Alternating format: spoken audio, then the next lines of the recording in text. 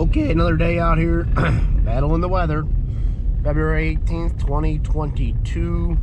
It's a Friday. Worked all week and now we got some snow.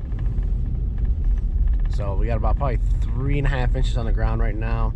Yesterday we had rain all day, 1.5 inches or 2 inches of rain, which then turned into snow. And snow stuck pretty quickly. Look at this mess in the road here. Jeez. Freaking town plows. But yeah, lots of rain yesterday. Really wet. Everything's flooding outside. Yesterday it started off at 52 degrees.